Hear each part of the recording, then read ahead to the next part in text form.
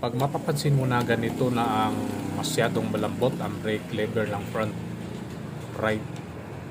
brake nyo, sira na ang piston dyan mga lods. So papalitan nyo na yan. Marami namang mga repair kits available sa mga motor shop.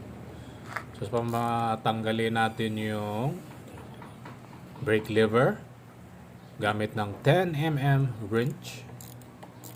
Kontrahin yung sa ibaba para hindi siya mag-slide. Ayan.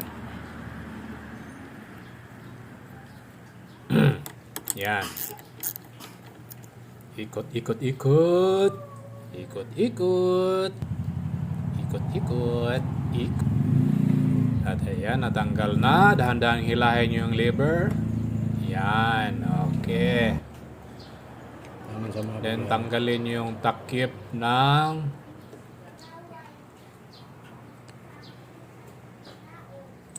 reservoir brake fluid.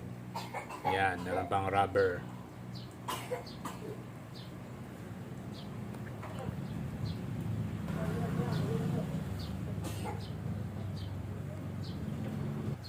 So dito mga loads, pansin natin yung piston stuck up na talaga. So kailangan natin yang tanggalin.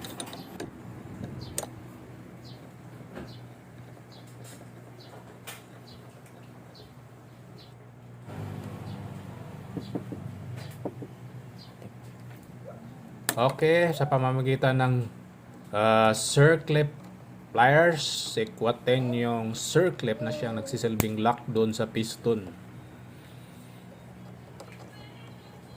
Ayan. Oy, naputol na ata.